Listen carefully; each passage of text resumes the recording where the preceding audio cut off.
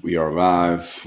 Good morning, everyone. As we proceed to discuss today's current event, we are live on Rumble. Good morning, live on YouTube. Good morning, live on Facebook.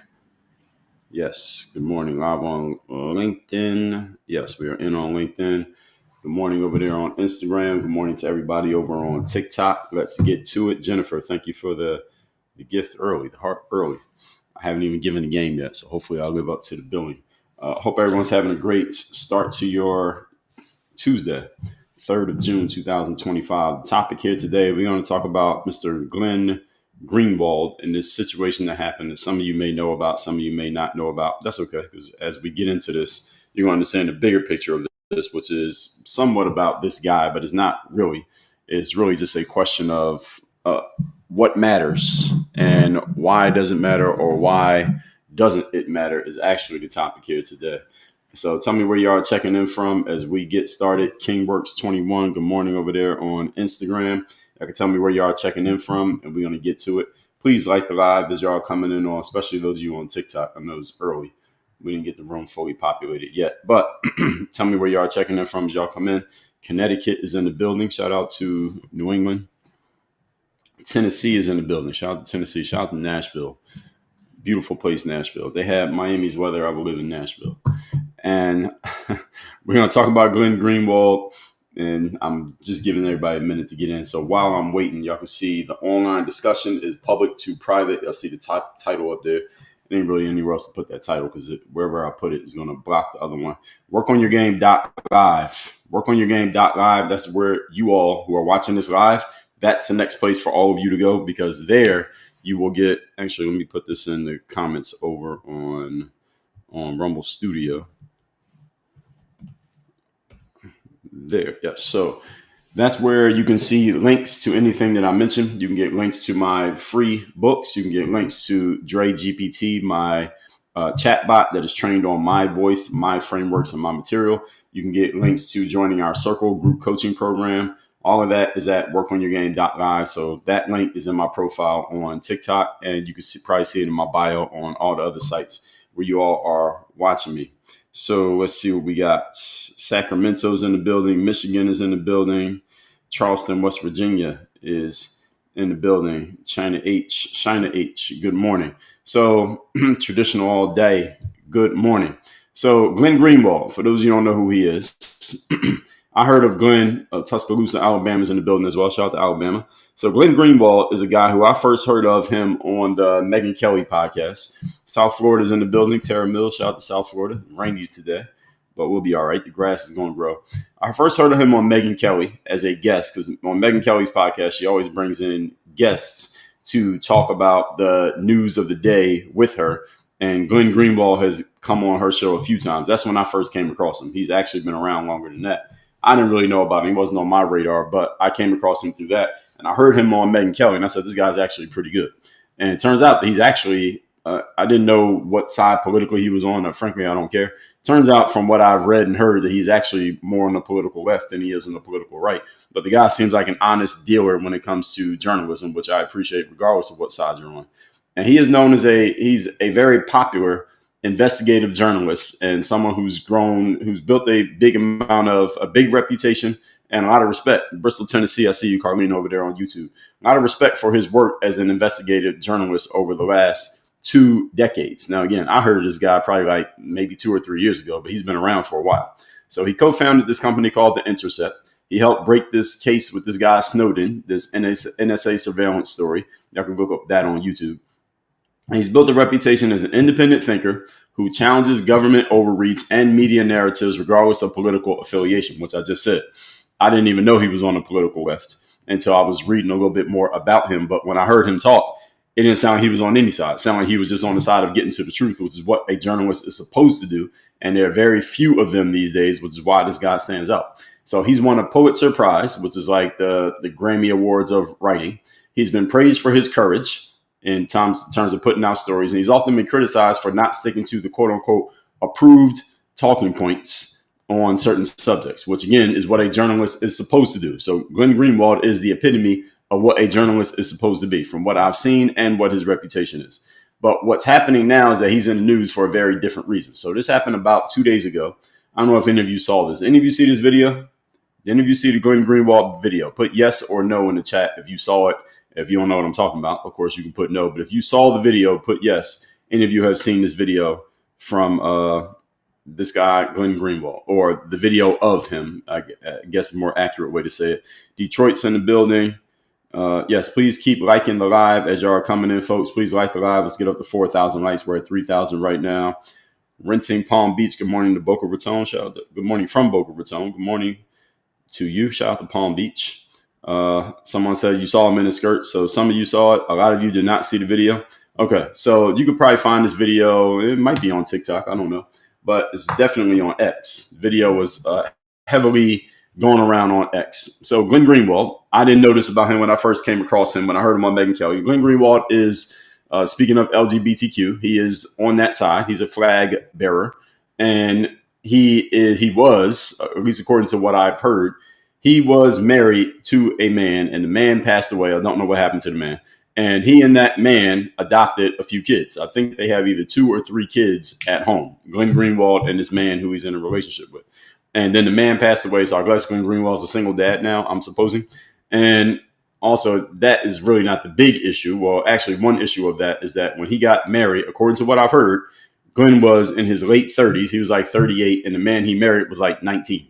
So it was similar to like P. Diddy and Cassie, is about those age brackets when they got married. But again, the guys passed away, and that's not actually the story. What happened is this video comes out that shows Glenn, and I'm not going to graphically describe it, but it shows Glenn doing some, what looks like some form of, what do we even want to call this? I guess BDSM. You know what that is? So he was doing some form of BDSM behavior with another man. And allegedly Glenn speaks Spanish because the man who was holding the camera was speaking Spanish, and Glenn seemed to understand this guy, and it's happening in his house. So he's in his own house. It looks like he's in the bedroom, and this guy is speaking Spanish to him. And Glenn is wearing a skirt, and he's on his knees on the floor, and he has his hands tied behind his back, and he's doing some things that, again, I don't even want to describe it because I just had a protein shake. So I don't want to describe the things that he was doing. And y'all can go find the video and see it yourself. But anyway, what it shows is that Glenn likes to do some things, some BDSM things with other men, because we already know that he's gay. So this video got leaked to the internet. So I don't think Glenn was trying to put this video out on purpose. I don't think he was. But some people say that they think maybe he was, that he was doing this on purpose to, I don't know why.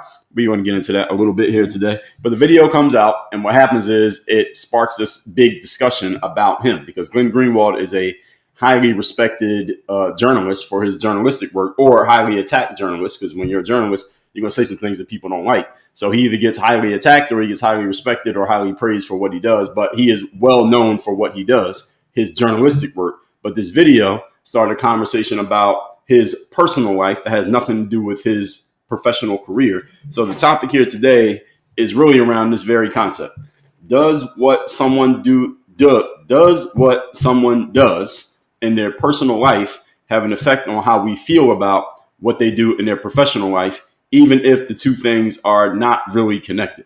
So whatever Glenn Greenwald does in his bedroom, who knows? He's been known for 20 years. So maybe he's been doing this kind of stuff in his bedroom for 20 years, but we just found out about it 48 hours ago. Does it matter? Does it affect the way that you look at this guy? Does it affect the way that you see him, or that you perceive his journalism or read the work that he puts out? That's the question that we're going to answer. That's the question we're going to ask and answer here today. So that video came out. And again, nothing he was doing in the video was technically illegal. It was just there's a lot of people who are, I guess, more conservative, socially conservative. So seeing him doing that makes them look at him in a whole different light. There are some people who are really against what they saw him doing in there because they are people, especially people who are strict Christians. They don't go with anything that goes on the LGBTQ side. And there are other people who just like his writing, but now they've seen that, they can't unsee it.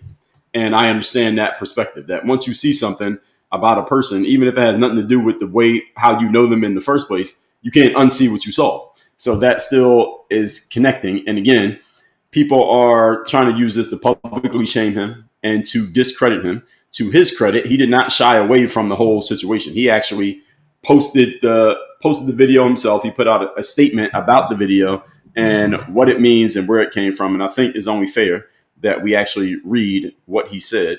So, and I'm following Glenn on social media. So here's a picture of Glenn. Glenn is the white guy on the right in this image. I'm guessing that other guy is the guy he was married to. I'm guessing. I don't know. This is a profile picture off of X. So Glenn is the guy with the little black vest on there, the short guy in the purple shirt. That's Glenn. I don't know who that other guy is. I'm guessing that's the guy he was married to. I don't know. But Glenn on X has 2.3 million followers. So this guy is very well known. So some of you don't know him, but he's very well known in journalistic circles. So let me find this post that he put up. The day that the videos came out, he put one out in English and put one out in Spanish. So this guy is clearly bilingual. He can speak English and Spanish. And this post that he put up, I'm going to read this right here. This has 24 million views on X. So I'm going to read exactly what he said about the video. Last night, videos were released online depicting behavior in my private life, period. Some were distorted and others were not, period. Oh, yeah. Another thing about this video is that there was a methamphetamine pipe on the table in the video. And a lot of people recognize it as a methamphetamine pipe. I wouldn't have recognized it, but how people recognize it, I don't know. They knew. And let's see what he has to say. Let's read the rest of his statement. Some were distorted, others were not. They were published without my knowledge or consent, and his publication was therefore criminal. Though we do not yet know exactly who was responsible, we are close to knowing, and the motive was a maliciously political one. So he's claiming that they're just trying to undermine his credibility with the video. As for the content of the videos, I have no embarrassment or regret about them. All right, now, this is a critical point that he said this. We'll come back to that. The videos depict consenting adults, that's him and this other guy, engaged in intimate actions in their private lives. Technically, he's correct, but now we know about it. They all display fully consensual behavior, harming nobody. Again, controversial statement. Obviously, it can be uncomfortable and unpleasant when your private behavior is made public against your will. So TikTok told me my live contains themes that some may find uncomfortable, has been restricted. Reason, regulated goods content. I don't even know what that means. What regulated goods? So I get this every once in a while, like once a week. So then they say, TikTok says your live is not eligible for recommendation and restricting the search results because your live does not comply with the For You feed eligibility standards. Reason, discussing, because I mentioned that pipe. All right, so there you go. You learn something new every day. So a pharmaceutical. Okay, so he had a pharmaceutical pipe on his, no, let me not even say that anymore. So anyway, let me continue reading. They all display fully consensual behavior, harming nobody. Obviously, it can be uncomfortable and unpleasant when your private behavior is made public against your will. That's why the behavior is private in the first place. But the only wrongdoing here is the criminal and malicious publication of the videos in an attempt to malign perceived political enemies and advance a political agenda. So basically what Glenn is saying, let me read the rest of it, then I'll tell you what he's saying. So others are, of course, I'll tell you what I'm talking about. I'll recap what I'm talking about in a second. Others are, of course, free to form their own judgments, as some are prone to do about others' private lives. It won't change my work. I will continue all the many prongs of my journalism and pursue the causes most important to me exactly as before. Close quote. That is a statement from Mr. Glenn Greenwald. Again, the topic here today is this guy, Glenn Greenwald, who is a very well-known journalist. He has 2.3 million followers on X. Very well-known and well-respected for his journalism, or well-noticed. Some people don't like him for his journalism, but everybody knows who he is for his journalism. He is part of LGBTQ, and he had a video put out that showed him engaging in some BDSM behavior with another man. And he claims the video was private and it wasn't supposed to come out, and somebody put the video out to try to make him look bad. That's what the conversation is here today. And generally the question that we're asking and trying to answer here is, if you know someone publicly based on something that they do publicly that's all the way over here, then you find out something about them that is private, but you find out it becomes public, but is all the way over here. Does what you found out about over here affect how you feel about them over there? So if you just got some public, let's say, take any person that you know who has a public persona, LeBron James, and then you find out something about him in his private life that has nothing to do with what you know about him publicly, i.e. playing basketball. Does that affect how you see him as a basketball player? That's the question that we're going to address here today. So what Glenn Greenwald has said, and what many people who are kind of, let's say, either attacking, questioning, or defending him are saying, that also Mr. Greenwald has been outspoken in his opinions, in his journalism, about the conflict between the I country and the P country. So he's been talking about that a lot. And some are saying that people who don't like his opinion, they're just trying to undermine him because they don't like what side he's on when it comes to that. Or they just don't like something that he said somewhere online about some subject at some point, someday. And when you're in the public eye and you put out a lot of material and you got 1 million people following you, it's not hard to piss somebody off. All right. I'm on here doing these lives and I can have 50 or 100 or 300 people listening and somebody gets pissed off. So if you got 2.3 million looking at everything that you say, of course you're going to piss some people off. And if they can find a way to undermine your credibility, they're going to do it. This is how the world works. This is how the internet works. So that's what we're going to talk about here today, and how the line can possibly get blurred when we're talking about the line, if there is one, between someone's personal life and their professional credibility. And again, a personal and private life that they tend to not put out there in the world, but somehow, some way, something leaks. What do you do in that situation? So Greenwald, as we know, he has been a fearless journalist. Again, he was big in breaking this Snowden story years ago about possible NSA stuff, security stuff, Brazil corruption, media hypocrisy. He's been well known in these spaces. But now this private video leak has some people acting like his reporting never mattered. And this is an interesting thing, because my favorite book is Robert Greene's 48 Laws of Power. And in 48 Laws of Power, Robert Greene talks about reputation, how reputation is everything, and you should do everything you can do to defend and bolster your reputation, and don't allow your reputation to be impugned upon, because you could do like Glenn Greenwald. You could spend 20 years building up a reputation for being this type of person and having this type of approach. But then it only takes one bad headline or one negative thing about you or towards you or directed in your sent in your direction that people believe, to undo all the hard work that you did to build up credibility over the years. One thing can ruin that reputation. Is that a real thing? The answer is hell yeah, that's a real thing. This one private video leak has some people, again, acting like his reporting never mattered because we know there's one bad thing about him. And I generally don't subscribe to that, while at the same time I understand it. I understand that people are going to look at him this way, that anytime he comes out again and says anything or puts anything out, people are going to think about this. They may even comment on this. Right now, he's probably got a ton of comments. Let me go back and just see the last thing that he posted. And let me see the last thing that he actually posted. So he got a bunch of reposts. Actually, he hasn't posted anything directly since. It looks like he doesn't really post directly that much. Yeah, so he does a lot of reposting, but he still has a bunch of followers. So every once in a while he does post something, but he hasn't posted anything direct ever since that statement. He's done a lot of retweeting or reposting, but he hasn't actually posted anything direct since then, because I'm anticipating, because I use X enough, I know exactly how it goes. Next time he actually posts something regularly, he's going to get a bunch of trolling comments of people talking about not whatever he posted, but about that video. That's going to happen. So you take somebody like, for example, Ray Lewis. I know Ray Lewis, the football player, right? He played for the Baltimore Ravens, Hall of Fame player. He had that obstruction of justice situation that happened in Atlanta at the Super Bowl, like damn near 25 years ago.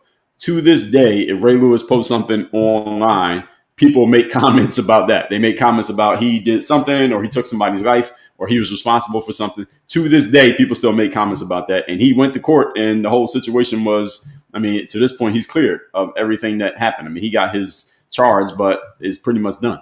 You take someone like O.J. Simpson. We remember him. He's passed away now. But O.J. Simpson, that charge was in, 30 years ago? 30 years ago, he goes to court. He gets found not guilty.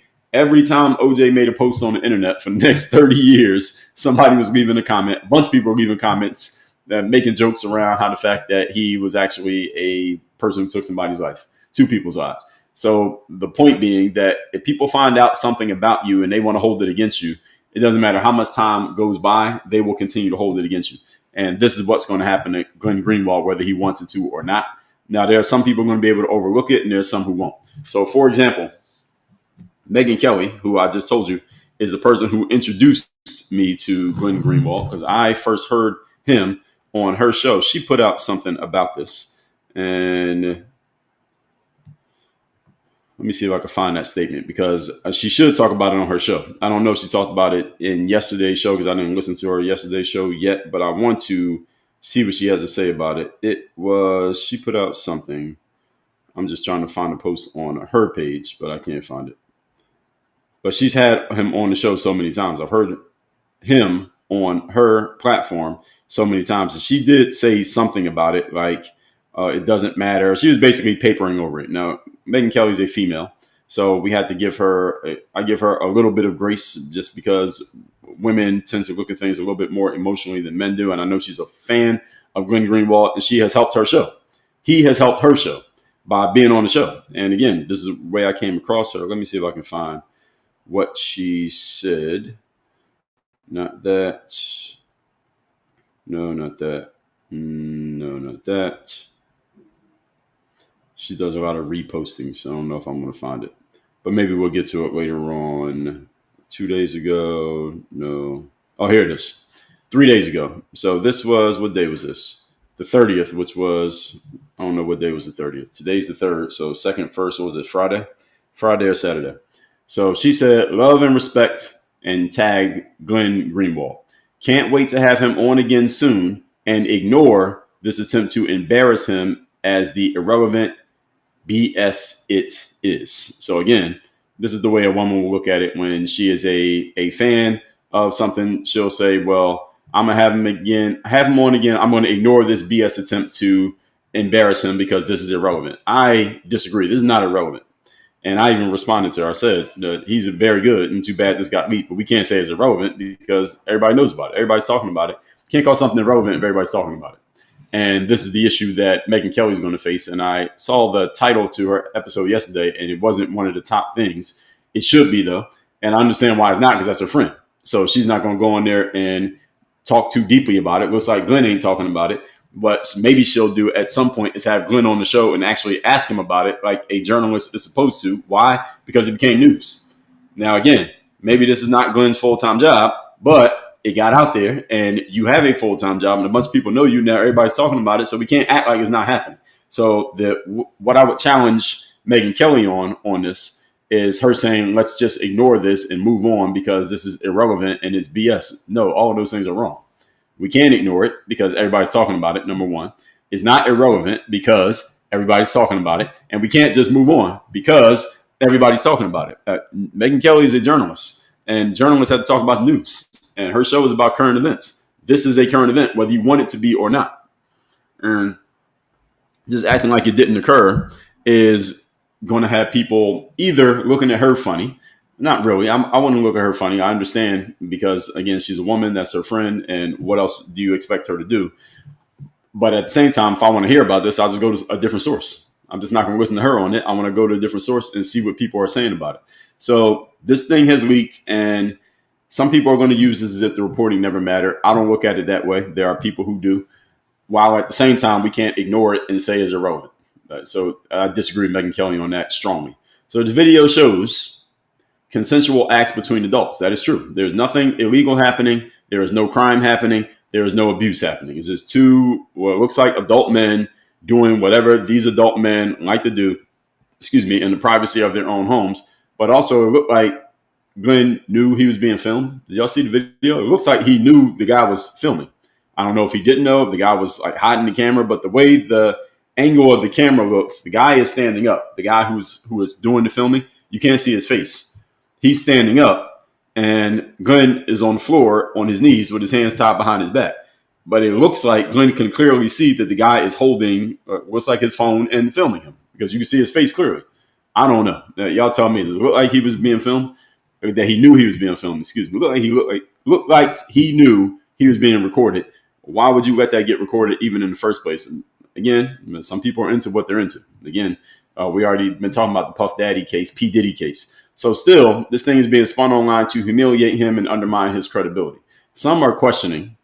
There are some people who I've seen say that maybe he put it out on purpose as a way of, I don't know, bolstering his name or drawing attention to himself, or this is kind of like a, what do they call it? Like this, like a humiliation ritual that he actually likes it.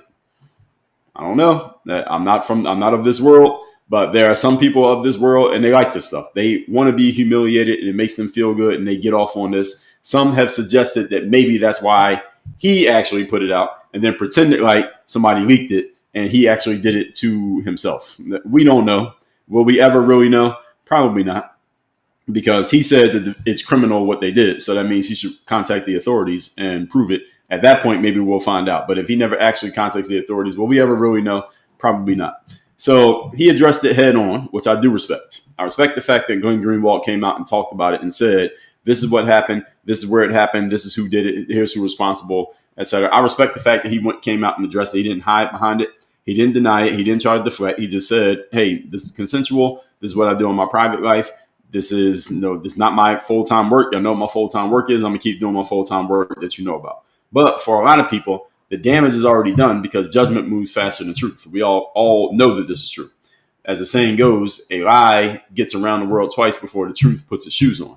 So the judgment that people are making about him comes out immediately, whereas what the actual truth of this situation is, we don't know right now. I doubt that we will ever truly know. We're just going to know whatever he says, whatever he decides to put out, unless, again, he contacts the authorities and this becomes a legal situation, then we may get more clarity.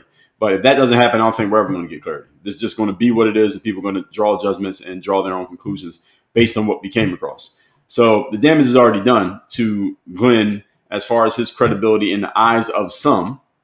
And for others, this will make them double down on supporting him, like Megyn Kelly. But it's also going to cause a lot of people to question it. This is just what it is. And my overall opinion is when something like this comes out, you're going to get judged. You can't act like that's not going to happen. You can't tell people not to do it. And there are people who are going to think differently of you, possibly in a negative way, when some negative private thing comes out, or a thing that can be looked at as negative comes out, for several reasons. Again, this is not him with a woman. This is him with a man, which a lot of people have serious problems with. And it's also the fact that this guy is doing a lot of investigative journalism where he's calling others out and pointing out what they're doing wrong and uncovering things that a lot of entities would rather be kept private. And investigative journalists, their very job is to investigate and expose things publicly that some entities are trying to keep private. That's the very point. And this is the reason why a lot of people don't like certain journalists, because they expose things that people are trying to keep quiet. That's literally his job. So now that something about you has been exposed, again, we know the laws of energy. Every action has an equal and opposite reaction. This is Newton's third law. So the action of the energy, him coming out and exposing others through his journalism, as soon as there's an opportunity for people to expose him, they're going to use it, whether it's right or wrong. This is just simple human nature. So some are saying that this is character assassination, according to what he said, the way he framed it, Glenn himself. This is character assassination. They're just trying to make me look bad. And it's about trying to silence me and stop me from being a force in the journalistic world with the things that I'm doing. So they're trying to make me look bad. And this is what he said literally in his statement. They're just trying to make me look bad and trying to undermine my credibility. Well, some of this is going to work.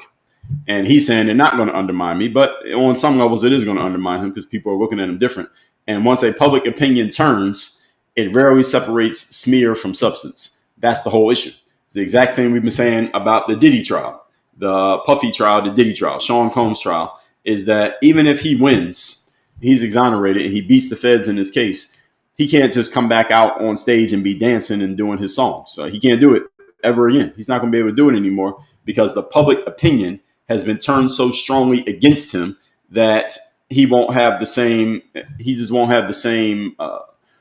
effect on an audience of people, because there's so many people who will think so low of him based on the stuff that's come out in trial, let alone the thing that came out before the trial was the video of him beating his girlfriend's ass in front of the elevator. All right, just that video alone, if nothing else happened, him going back on a public platform as this entertaining star, those days are pretty much done just because of that alone.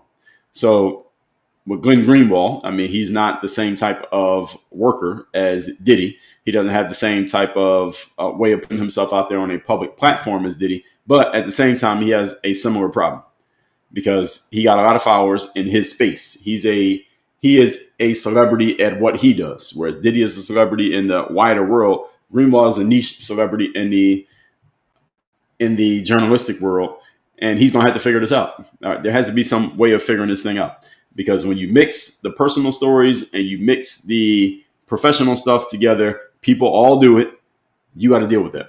And he has this on his hands now to deal with. So that blending makes it impossible to think clearly about what actually matters or to decide, even agree on what actually matters. What matters here when it comes to Glenn Greenwald?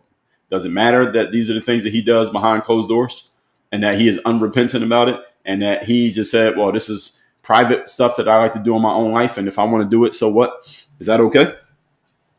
And if he's doing journalism that you like, is that okay? Or is it not okay because he's operating in a different way that you're really not that much of a fan of? So they got restrictions on me here on TikTok just from my current live.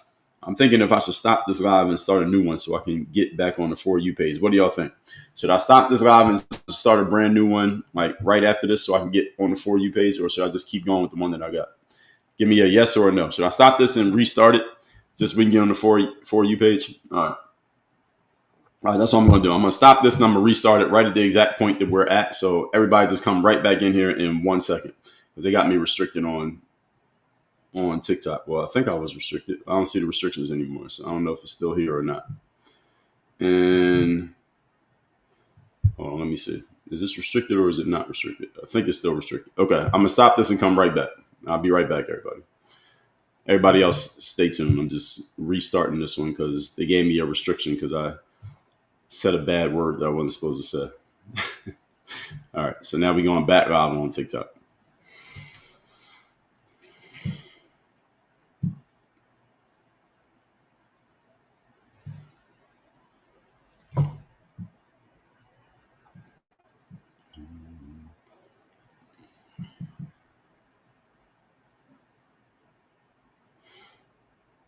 All right, so we are back live on TikTok. Just giving everybody a minute to come back into the room, and hopefully we can get back on the For You page and we can get rid of those restrictions that I just had for mentioning something that I wasn't supposed to mention. So TikTok has interesting restriction rules because there are certain things you can say and say it as much as you want and they don't care. And then there are other things that you say you just absolutely can't mention. So pharmaceuticals, you got to be careful about not actually mentioning the actual pharmaceutical. You can't do that. So I have learned now that you cannot do that. You cannot mention a pharmaceutical on TikTok. But there are other things you could talk about with impunity and it doesn't matter. So interesting things you learn on here. So let me give everybody like 10 seconds to get back in here. And let me reintroduce the topic for those who are jumping in now. For those who don't know what I'm talking about, we are talking about a guy named Glenn Greenwald, who's a very, I guess we could say famous. I mean, you got 2.3 million followers on social media. I guess you call that person famous. He is a famous journalist, investigative journalist. He's not famous like Walk Through the Mall famous, but he is famous to journalists. Very popular guy. He's been in the game for about 20 years. So he's been around for a long time. I haven't known about him for 20 years, but I've known about him for maybe 2 years. But he's been around for a long time. He's done some very highly respected work in the journalism space. And he just happens to be gay. And he was married to a man. Something happened to that man. The man passed away, but they adopted some kids. So this guy's a father of children that he adopted. And he happens to be LGBTQ. And what happened is he put out a video, he didn't put out a video. At least we don't think he did. A video leaked of him, Glenn Greenwald, doing what seemed to be some type of BDSM, submission, bondage type of sexual stuff in the privacy of his own home with another man. There was some illicit pharmaceuticals on the table, in the same room when this is happening. And he's doing some stuff that a lot of people will probably be uncomfortable seeing, especially if you're a heterosexual person or you are a strong follower of a religion. Y'all can find the video online. The video's online. Y'all can watch it. It's on X. I wouldn't watch it again. I saw it once and I don't want to see it again. And that you can take my word for that. You can go see it yourself. So that's what we're talking about here today, because Glenn Greenwald is a highly respected journalist. He's really good at what he does journalistically. And I've heard him on Megyn Kelly a few times and read his stuff and said, this guy's actually good. That's why I started following him. And now with this coming out, it's bringing into question, is this guy still credible as a journalist? So let me ask the question right now before I continue on my point. From what you just heard, or if you already know about the story, what you know, is Glenn Greenwald still credible as a journalist, just given this information? Yes or no? So all we know is he's a really good journalist, 2 million followers on X. He does good journalism. I like his stuff. And now this video comes out of something he did behind closed doors that somehow the video came out. It has nothing to do with his work, but now we know about it. He came out basically defending it, saying this is private life stuff, and I'm just doing this in my private life. I was nothing illegal. We aren't hurting anybody. No one's abused. Does this affect how you see his work? If you even knew who he was, would this affect how you see his work? Even if you never heard of him before, would this affect the way that you see his work now that that came out, now that you know about it? So my question is a yes or no to the audience. Would this affect the way that you see the person? And thanks for getting the likes up here on TikTok, folks. I appreciate that. Let's get up to 5,000 likes here. I know we were at 22K before, so we're going to combine the 22 with what we get here, and let's see if we can get to 50. So let's get the 5,000 likes, please. So will this affect the way that you see this guy? Yes or no? Is my question. Even if you don't know him, let's again think of your favorite celebrity. You're not even, he's not anybody's favorite celebrity, but just think of a well-known person who you like, well-known person who you follow. So whether that's a journalist, whether it's a streamer, whether it's a YouTuber, whether it's an athlete, a singer, a rapper, a movie star, politician, if something like this came, his name is Glenn Greenwald is the guy's name. His name is Glenn Greenwald. I'm going to look him up one more time so all y'all know who I'm talking about. His name is Glenn Greenwald. Here he is on X. Again, 2.3 million followers on X. He describes himself as a journalist, author, and a host. And he's a columnist of several places, co-founder of a bunch of things. He's a vegan. He mentions that in his own profile. And on his link tree, he's probably got links to all the stuff that he does. So he has his email address, speaking opportunities. He has a Substack. He's on Rumble. He has a podcast. He's written some books. And he has his Instagram, his Twitter, his Facebook. Let's look up his Instagram, see what he's doing on Instagram. So on Instagram, he has 300,000 followers. And this is his Instagram right here. And again, calls himself a journalist. Again, his name is Glenn Greenwald. Very good journalist. Again, journalistically, this guy's very good. I will say that. As far as, he posts this, who he's married to. And I don't know if this is a new guy he's married to or what. I know we don't even need to go into all that. But anyway, the guy we're talking about, his name is Glenn Greenwald. So once public opinion turns on you, getting back to our point, once public opinion turns on you, it rarely separates the smear from the substance, especially when people are negatively against you. Now, people like you. Let's get the likes up on TikTok. Please, can we get the 5,000? When people like you, they can overlook things. I mean, look at Kobe Bryant. Kobe Bryant in 2003 had an assault charge. We all remember that. Colorado, there was an assault charge. Kobe Bryant at the time was married. So he had stepped out on his wife, and he got the assault charge. And he was not only getting a civil suit, but a criminal suit. This is a criminal charge, which is much more serious because you might be incarcerated if you lose that criminal charge. Kobe went through that, and he got past it. Eventually, the charges were dropped because the girl who had filed the charges, she wasn't going to testify. She didn't want to testify and get basically her whole life put on Front Street, on top of the fact that there's a bunch of Kobe Bryant fans who were already putting this woman's life on Front Street. And this is way back before we even had social media. They were finding her stuff. So imagine what it would be like now. So they dropped the charge. I think Kobe probably paid off a civil suit. I think he did. And then you remember the famous press conference. Those of you who are old enough may remember the famous press conference. You can find this online of Kobe with his wife after the whole thing went. And he was basically apologizing to his wife and crying. And he eventually bought her like a $4 million ring as basically a promise ring that he would never do that again and whatever. The whole point is by the time Kobe Bryant retired from basketball, which was about 15 years later, his reputation was pretty much repaired to the point that people didn't talk about it anymore. No one barely even mentioned that had happened, even though it happened. No one was even talking about it. And I remember after he passed, Gayle King put out, and the good thing about Kobe's thing, there was no video. The Gayle King, who's Oprah's friend, she did, I can't remember where she was. She was on some TV show because Gayle King's on TV. She was on TV and she mentioned it after Kobe passed. Well, hey, we know that this guy had this assault allegation. Does this play a role in the way his reputation looks now that he's passed away? And a bunch of people got mad at Gayle for bringing that up. A bunch of people supported Gayle for bringing it up. Snoop Dogg famously attacked her verbally in a video, not directly in life, but he made a video attacking her. And then he came out like a day or two later and apologized because I guess his mom told him to. But anyway, but the whole point is nobody was even talking about the Kobe thing because he so much outdid what happened with that charge. The negative press he got from the charge, he so much overdid it with what he did on the court that it was completely forgotten. Another similar story, another athlete, Tiger Woods. This is about 2009. Tiger had the whole thing break that he was just sexually out of control. And he's just having sex with all these random people who are like waitresses at restaurants and stuff like this. And people who did sexual videos and things like that. He's doing all kinds of stuff with all these different types of women because he just didn't know how to control himself. And his wife breaks up with him and he has a paid settlement for that. And he loses his kids, he loses his family. And on top of that, his golf game fell off. And he fell out of the zone because all these things that he was doing in private now got exposed in public. And he wasn't the same guy because now he was out there naked, exposed. He lost a whole bunch of his endorsement deals. He had to go apologize to the PGA while he was apologizing to a bunch of people who had nothing to do with his family. I still don't agree with to this very day. I get it because he had a brand to protect and his whole business empire was based around that brand. And he fell off in golf for a long time. Then when he got good again, all of a sudden he had all his endorsements came back.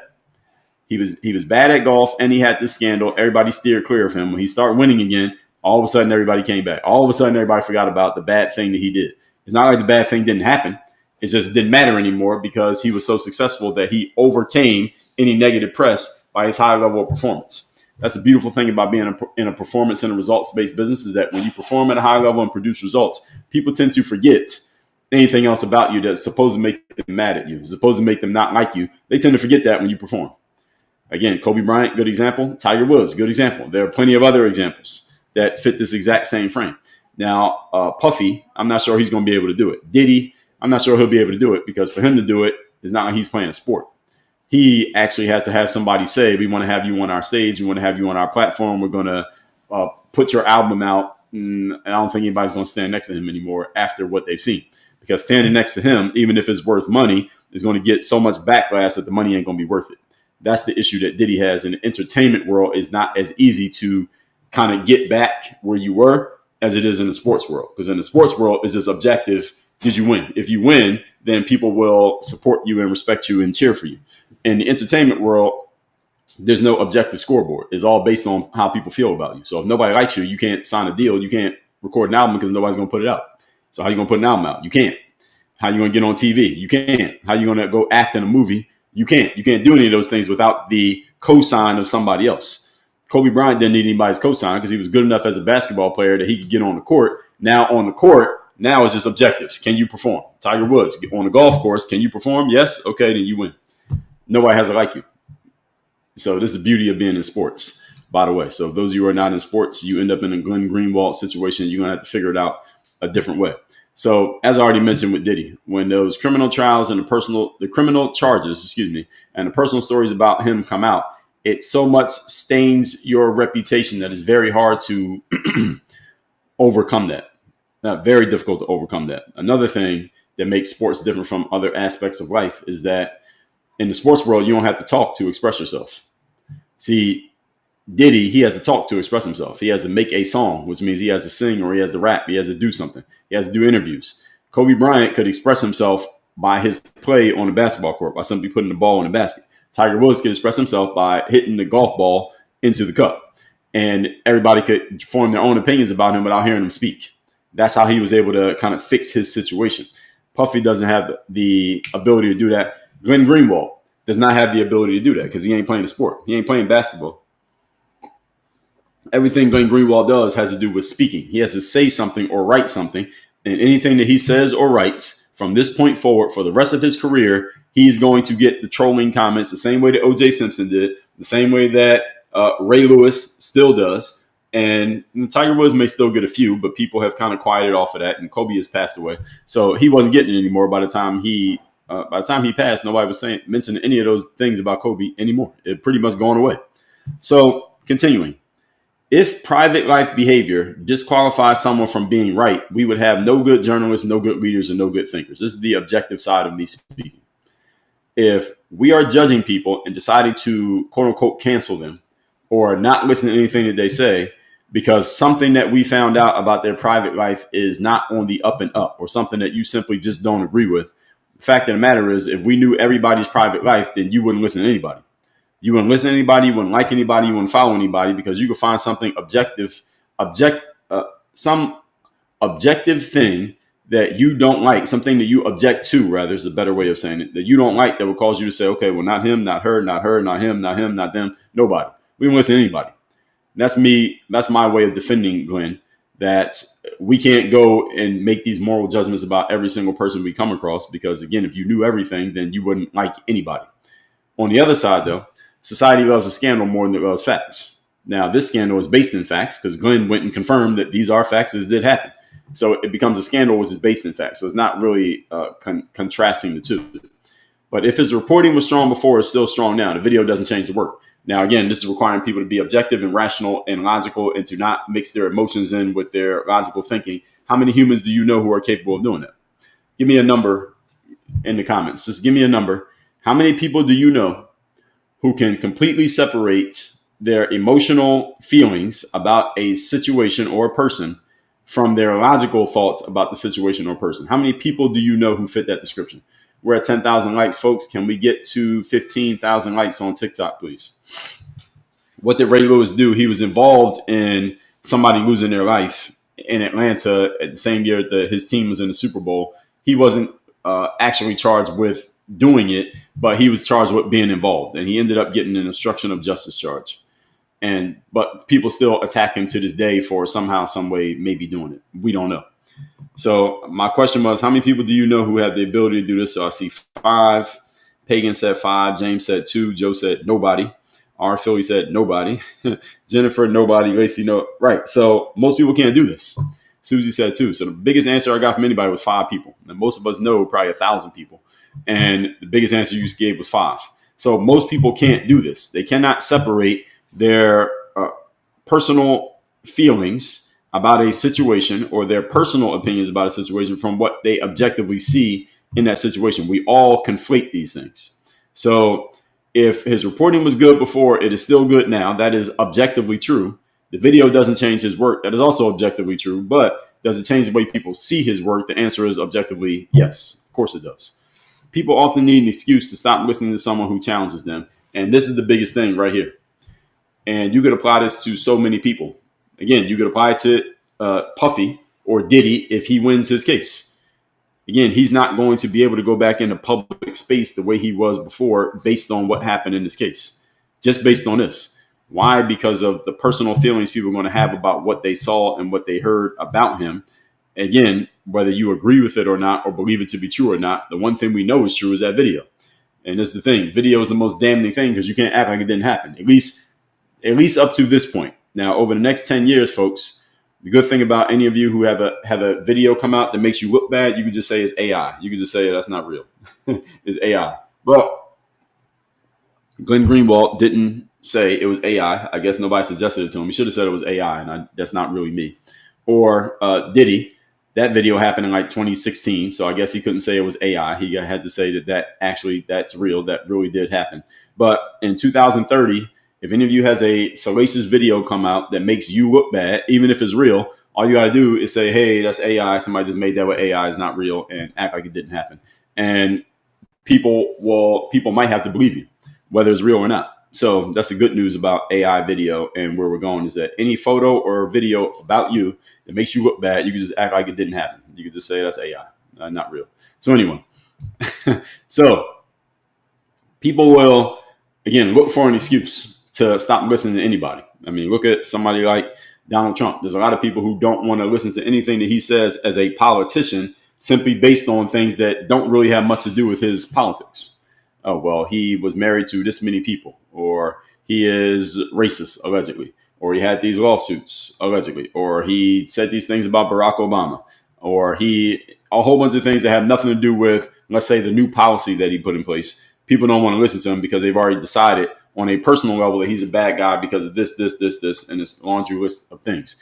People only need one reason to not listen to you. So if someone doesn't want to hear what you have to say, all they're looking for is one thing they can grab onto to try to discredit your point so that they don't have to listen to anything else you say, or they can pretend as if they're not listening to anything else you say. And as a matter of fact, again, I'll tell you all this. I can have 100 people in here while I'm doing a live stream, and there are people doing it to me, and it's 100 people. So imagine if you got 1 million people listening to you. Imagine if you had 300 million people listening to you. This is what people are looking for. Just one reason to discredit and disqualify you in their eyes, and that's enough. This is all about power. All right, you leak the right video, you destroy the person without needing an argument. And again, this is assuming that somebody actually leaked this video to make him look bad. There are some people arguing and saying that maybe he put this video out himself as a way of, again, like a humiliation ritual. Let me see if I can find. So someone said, and I got to see if I can find it, but someone said that this woman, Allie Beth Stuckey, she was suggesting that maybe he did this on purpose. Now, she put out a video and she put out a comment, but I can't read all this because it's a little bit too long, but I'm trying to see what she is saying. Okay, let me read this. I'm going to read this comment from Allie Beth Stuckey. She is the host of Relatable News. I follow her on X as well. She's the author of a book on the New York Times bestseller called Toxic Empathy, and You're Not Enough, and That's Okay. So she is an author. This is Allie Beth Stuckey. This is her picture. And she has 500,000 followers on X, so she's pretty well known. Not as big as Glenn Greenwald, but pretty big. This is what she says. She says, certainly it is possible to appreciate what someone does professionally and dislike what they do personally. We do this with artists frequently. I just explained that to you. So she's saying it's possible to draw this line, this objective line. I like what you do over here. I don't like what you do over here. And that's completely fine. But at the same time, we don't feel the need to rush to defend those who lead personal lives that we condemn. That's also true. When an athlete or celebrity does something terrible, we might ignore it, we might condemn it and continue to appreciate their professional contributions, or we might condemn it and stop supporting them altogether. Yes, so those are your options.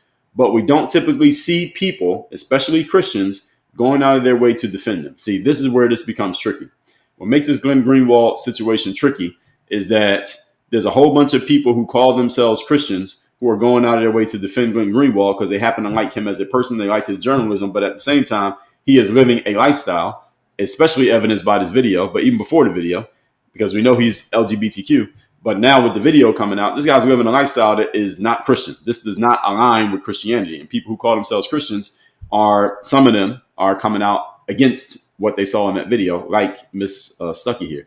So she says, when a football player beats his girlfriend, for example, and the tape is leaked, you don't see a bunch of people claiming to declare, well, it's none of our business. Private life is private life. It doesn't affect how he plays football. Put him in the game. We love his work. And it's a good argument. Also, we see people say, that's awful. What a waste of talent. Now he needs to go to prison. Goodbye. Allie continues. I'm confused about why so many conservative commentators feel such an urge to passionately defend Greenwald, that's the guy we're talking about, who has engaged in the very behavior that we condemn. And she starts mentioning some of these things. Cross-dressing, the P word, what look like bad pharmaceuticals, not to mention LGBTQ, what some of us still regard as a disordered, destructive behavior that it is. Lines have to be drawn somewhere. Seems like it's a good time for us to decide what those lines are. There are friends I respect who see this situation differently, and they still have my appreciation, but I'm grateful for others who have demonstrated clarity on this. And she mentions a few people who I don't know who all these people are. Leela Rose. Actually, I've seen her a few times. I should follow her. I want to follow Leela Rose. Katie Faust. I do not know her. Michael Knowles, I do know about him. He has a million followers on him. Steve Deese, I do know about him. And Matt Walsh, who Matt Walsh, who I like. Matt Walsh has 3 million followers. He's actually even bigger. So this is what some others are saying. I'm just giving you that as perspective from Ali Bestecki, who I guess is putting herself out there as an active Christian, so she's able to hold that line. Too many people fall for this whole concept of destroying a person based on one small piece of information that has nothing to do with why you disagree with them in the first place. They fall for this because our new standard of judgment is just what is trending on the internet. This is why I keep telling you all that facts do not matter. Can we get up to 20,000 likes on TikTok, please? Thank you for the likes. What's going on, Carla? Good morning. Can we get up to 20,000 likes here? Facts don't matter, folks.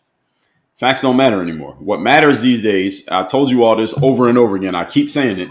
What matters is influence and persuasion. If you can influence an audience and you can persuade an audience, it does not matter what the facts are.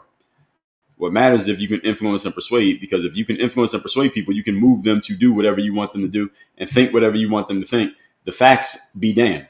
If you happen to use some facts in order to influence and persuade, cool. But if you happen to not use facts and you still influence and persuade, that's also fine. And if your opponent, your opposition is able to influence the audience stronger or better than you do, and they're not even using facts, well, you can scream all day about the fact that they're not using facts. Doesn't matter.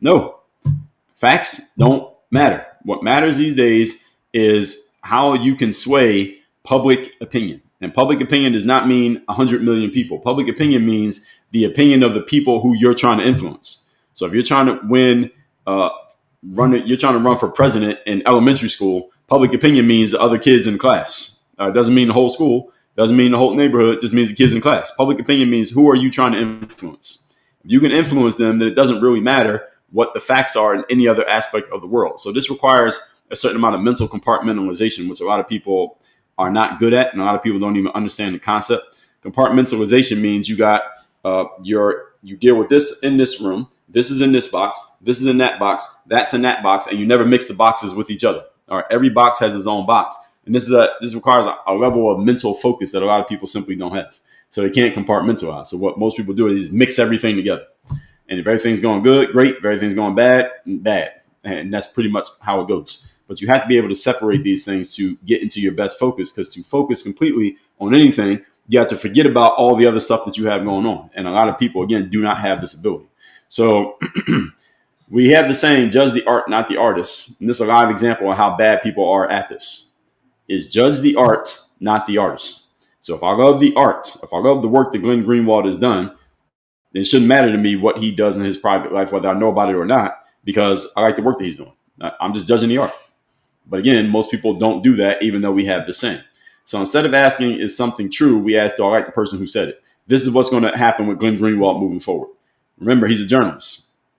And a journalist, by nature, is going to say some things that you are not always going to agree with. That's the nature of journalism, is that you're going to bring some things to the forefront that people are uncomfortable hearing and uncomfortable having exposed, even though they are true and they are provable and true. A journalist eventually is going to do that, because that's the job of a journalist. If someone calls himself a journalist and everything they put out you agree with, they're probably not doing journalism. Right? Usually that's the case. A journalist is going to challenge your thinking. Doesn't mean they're always going to challenge your thinking. Doesn't mean you always disagree. But a good journalist is often going to put something out there that challenges your way of looking at things, which means Glenn Greenwald, he's going to put out an article next week or next month that's going to challenge the way that people look at a certain subject, whatever he's writing about. And the people who are challenged by what he says, instead of actually playing around in their mind with what he actually wrote, know what they're going to say? They're going to say, and this is all subconscious, because he challenged my thinking on this subject, and I'm trying to find a way to undo that challenge and basically, make that challenge irrelevant. What I'm going to do is attack him personally. Again, this is all in their mind. Let me just say I don't need to listen to Glenn Greenwald because of that video that came out last month. So I don't need to listen to anything Glenn Greenwald says, because who wants to listen to somebody who does that? I don't need to listen to anything they have to say on this subject, or that subject. This is what people do. I don't need to listen to anything you say on this topic over here because of something that I know or believe about you from over here, whether it's true or not.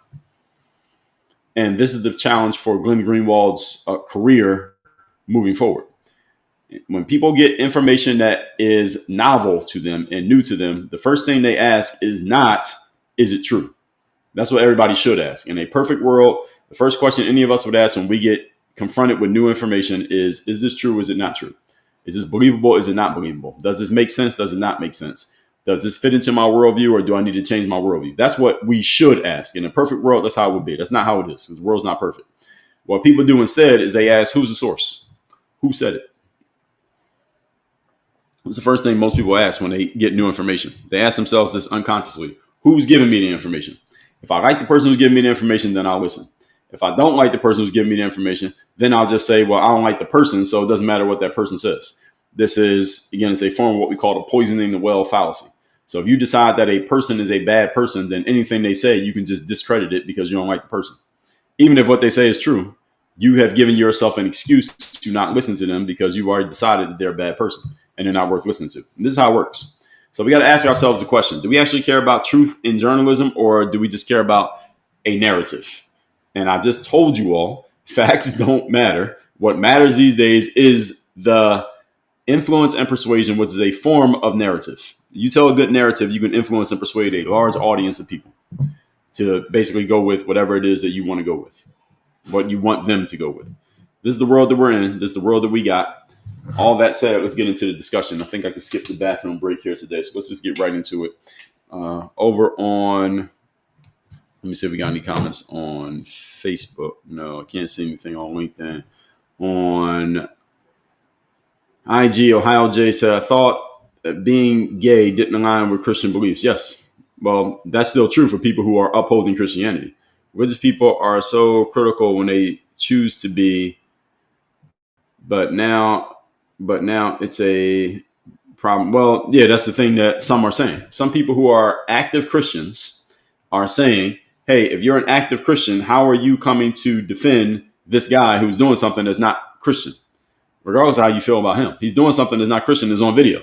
He's already living a lifestyle that's not Christian. He's open about it. How are you defending this guy? And that's what a lot of Christians are saying. And there's a legitimate point to that. There's a legitimate argument to that. So let's see what we got going on over on TikTok. I think I will get through all the comments very comfortably here today. And we will come back to the, someone's asking about the Carmelo and Anthony case in Texas. We'll come back to that when they go to trial. Right now, there ain't really nothing else to say about it. Someone's asking, do I think how much time he's going to spend in jail? It depends on the court case. Depends on how they lay out the case. Same thing with Diddy and / Puffy. It depends on how they argue the case, what I think is going to happen. So right now it's too early because they haven't gone to trial yet. Even the Diddy case is still early because the defense hasn't even got to call their own witnesses yet.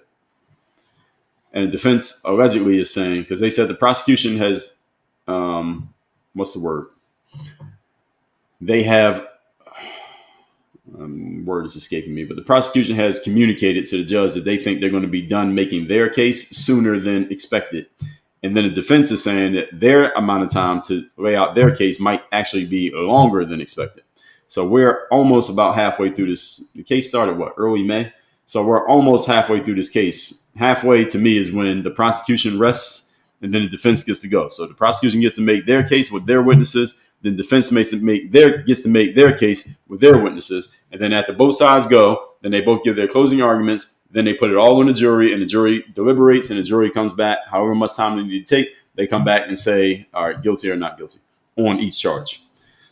So we're about halfway through the Diddy case, but it's still way too early to tell. I got to hear what the defense, how they choose to approach this, then before I can say what I think is going to happen. Right now, as I said last week, I don't think the feds have made a good case. That does not mean that Diddy's going to walk, though, because I'm not part of the jury. Marky said, yes, but it hurt his image. Yes, I agree. George said, I don't know him. I don't want to know him. Well, you don't have to know him personally, George, but you might want to look into his work because he actually is a very good journalist. Lacey said, leaked videos damage perceptions. Yeah, that's the reason why they're leaked. If he thought this would help his perception, he would just put it out himself. And the thing is, there's still a question of, some are suggesting that maybe he leaked his own video. I don't know. I don't know enough to say he might have leaked his own video, but some are trying to say that maybe he did it on purpose. Traditional said, apologizing and bought her a ring. Yeah, I remember that thing with Kobe. That was a very famous scene with Kobe. Dennis said, the article I just read about Glenn only says elite, private, intimate video. Well, that's what Glenn himself said as well. Glenn said that someone else took that video and put it out to try to make him look bad. But other people are suggesting that he's just doing that as a front, and that maybe he put it out himself on purpose because he's into public humiliation as a way of getting off sexually. That makes him feel good. Again, I don't know. There are people who are of that world. There's some crazy things happening in the world behind closed doors. Denise said, is there something more to the Glenn story? Well, this is all we know so far. This just happened like 3 days ago. So usually when stories like this happen, the full story, the something more you're asking about, Denise, we don't find out till like probably a month or 3 after it happens. Any big news story you've heard about in the last 10 years, 15 years, there's the reaction that happens within the first 2-3 days. And then there's the whole story, which happens like 3, 4, 6 weeks later. Nesma said, what do I think of AT? I can't say that guy's name on TikTok. They will kick you off for saying that guy's name. I've been warned. What do I think of him? I've done streams talking about him, so you should go look those up on my YouTube. Nesma, the link to my YouTube is at that link. Go to workonyourgame.live, this link right here. My YouTube channel's on there, so you can go there and you can see the stuff that I've said regarding him. Generally, he's been charged. He's been charged in Romania, and the last I heard, he and his brother were charged in the UK. And it's the same with anyone who's charged with a crime. You got to prove it. The burden of proof is on the prosecution. You got to prove it. So if he did something, okay, go to court, present your case, and you got to prove it in front of a jury. So let's see. That's all we can say about it. I might do a live talking about that situation. I got some points about that I may get into. Carolyn said, Will Smith, another example. Can he come back? Yeah, Will Smith's another example. Now, what Will Smith did wasn't a crime, so his would be easier to come back from. It'd be actually easiest for him because what he did wasn't a crime, and he wasn't even charged with a crime. Well, technically it's a crime. I guess you could say assault, but a man hitting another man is not, people don't even look at that as a crime. And there were no charges pressed anyway. So Will Smith has already came back from that pretty much.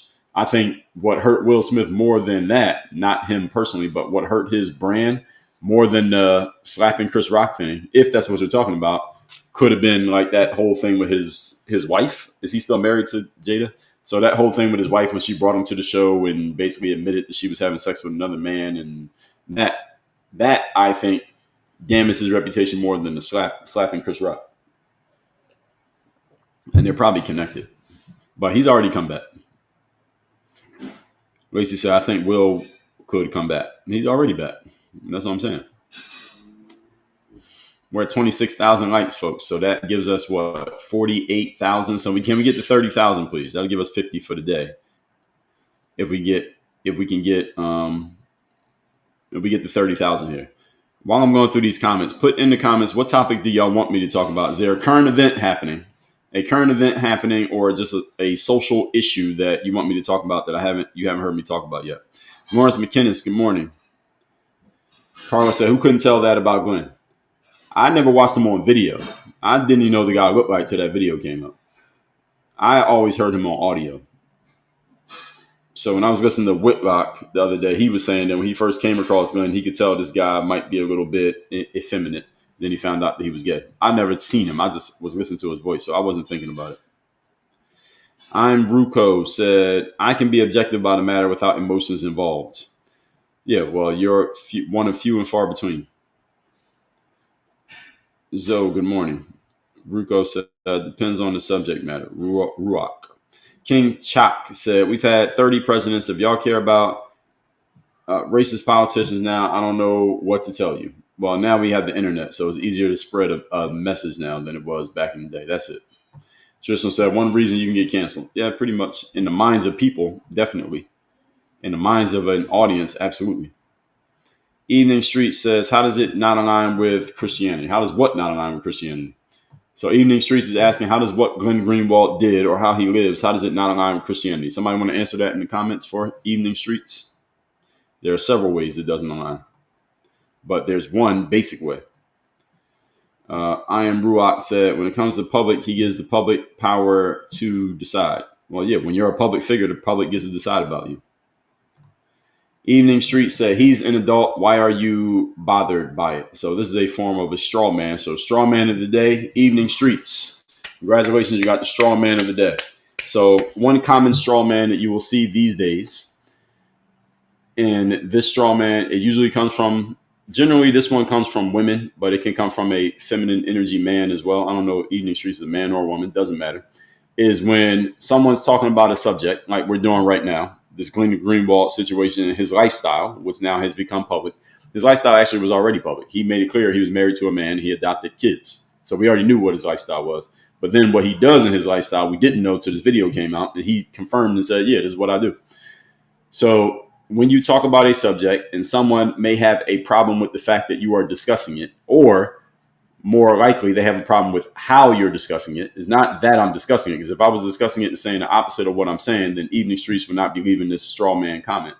But because I'm discussing it the way that I am, Evening Streets, for whatever reason, has an issue with what I'm saying about it. So what they're saying is, why are you bothered by it? That's the straw man right there. I'm not bothered by it. I am talking about a current event. This is a current event. It's in the news. So we're discussing it. That's what I do here. I talk about current events and social issues. This Glenn Greenwald story is a current event. I'm not bothered by it. I'm not happy about it. I'm not mad about it. I'm not angry. I'm not joyous. I'm just discussing a current event as it is. So the straw man, and the reason why people use it, is also a form of emotional blackmail. Is, again, this is a reason why it's a common one. Someone will say, well, they'll use some form of, why are you worried about it? Why are you bothered by it? Why do you care about it? Why are you mad about it? Something like that. One of these are all forms of emotional blackmail. So you're assigning an emotion to me that I don't have. There's no bothering. There's no angry. There's no happy. There's no joyous about it. It's just objectively a subject that I notice and something that is worth discussing.